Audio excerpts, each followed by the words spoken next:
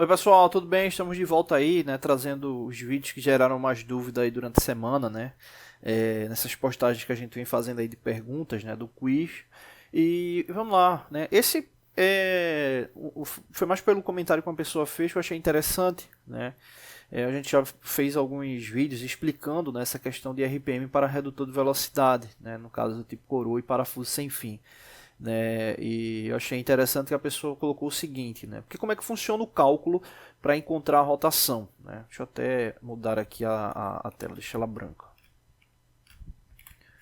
Como é que funciona? Você tem lá a coroa, né? Ou seja, a coroa ela vai ter um número específico, o número de dente, né? Então eu vou colocar aqui Z, ela vai ter um número de dente, e você tem aqui em cima o fuso, né? O fuso de transmissão, né? Que seria no caso aí, né, um elemento de transmissão que obviamente vai estar engrenando ali na coroa.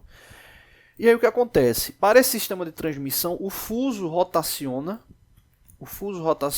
para você ter a rotação aqui na coroa. A coroa é que vai estar transmitindo a redução, né? Então, basicamente, o que acontece? Quando você gira 360 graus do fuso, você vai estar deslocando, né, um dente de coroa, né? Então, exemplo, se ela tiver 60 dentes, toda vez que esse fuso der um giro, né, ou seja, o motor que está transmitindo a rotação para o fuso der um giro, ele vai estar deslocando lá um dente, né, ali da coroa, né? Então é aí que vem a relação de redução.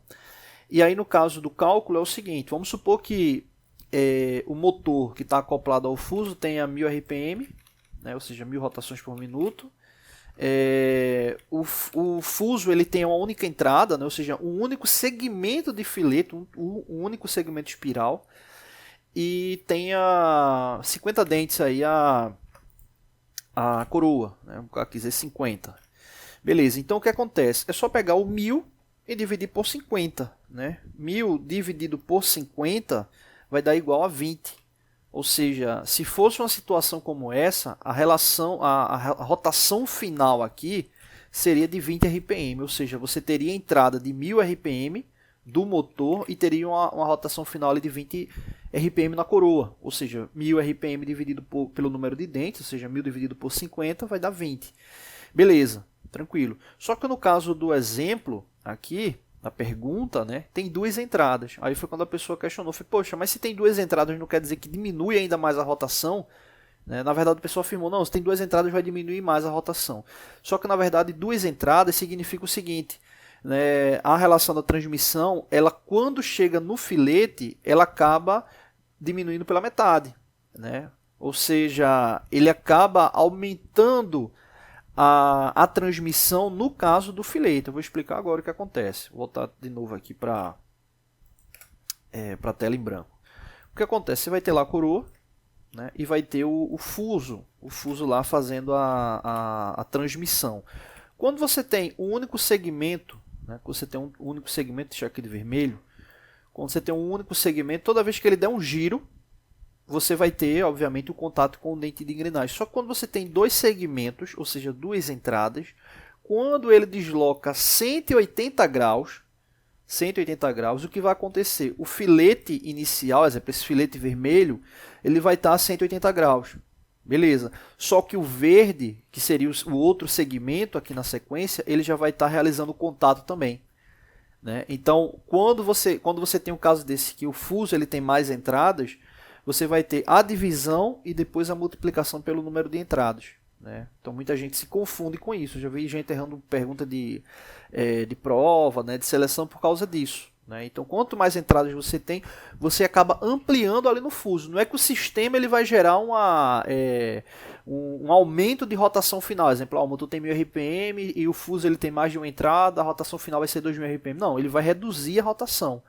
Ele vai reduzir a rotação, mas o fuso, o número de entradas do filete, ele vai dar uma amplitude quando chega nessa análise do filete. Vamos fazer o cálculo aqui para entender melhor. Aqui vai ser o seguinte. Deixa eu tirar isso aqui. Deixar aqui de amarelo. Basicamente aqui a gente vai ter o seguinte. Vai ter 1200, que é a quantidade de rotações, dividido por 60. Beleza, 1200 dividido por 60. Se esse fuso ele tivesse somente uma entrada, o cálculo final seria esse, 1.200 dividido por 60. Ou seja, daria 20 RPM. Né? Curiosamente, é igual a mesma proporção que a gente viu no exemplo que eu estava citando agora há pouco. Então você teria 20 RPM. 20 RPM, beleza. Só que tem duas entradas. Então, basicamente, é aquela situação. Quando um filete ele tem um deslocamento de 180 graus, né, 180 graus, o outro filete já está transmitindo, porque são dois filetes ali na sequência. Quando a gente fala de um fuso com mais de uma entrada, 2, 3, 4 entradas, significa o seguinte, né? Exemplo, vamos até fazer aqui um esboço. Vamos supor que esses segmentos amarelos sejam um único segmento de filete, né? Fazendo aí um espiral. Se você tem mais de uma entrada, exemplo, você tem outro filete, esse outro filete ele vai estar entre o passo, que é o passo, a distância da crista dos filetes. Então vai existir um filete entre um passo e outro. Ou seja, quando o fuso ele desloca, dá um giro de 360 graus, quer dizer que um filete ele teve um deslocamento, um segmento espiral ele teve um deslocamento de um filete para o outro, né, teoricamente. Só que no caso, quando ele chega em 180 graus aqui, esse vermelho aqui ele já vai estar entrando em ação, empurrando ali o dente da engrenagem. Então, no caso aqui, para fechar o cálculo, você vai ter 20 RPM, só que esse 20 não é a rotação final, você vai ter que multiplicar ele por quanto? Por 2. Né? Então, no caso aí, a rotação final seria 40 RPM. Né? Então, você vai ter a divisão da rotação de entrada pelo número de dentes e multiplicando pelo número de filetes. Né? Então, veja que a rotação final aqui é 40 RPM, ou seja, uma rotação bem menor do que a inicial. Né? Mas como ele tem duas entradas, né? No caso aqui do fuso, você no final que faz esse cálculo aqui, você multiplica pelo número de entradas. Né? Então, aí, no caso, a resposta é 40 RPM. Lembrando que a gente tem vídeo falando sobre isso, né? É só entrar lá na nossa playlist, né? Aulas de mecanismos. A gente tem vários vídeos explicando isso aí, tá bom? Então, no caso, aí, 40 RPM é a resposta aí dessa pergunta, beleza? Então, aí, para quem ficou com dúvida, o cálculo se baseia nisso. Valeu.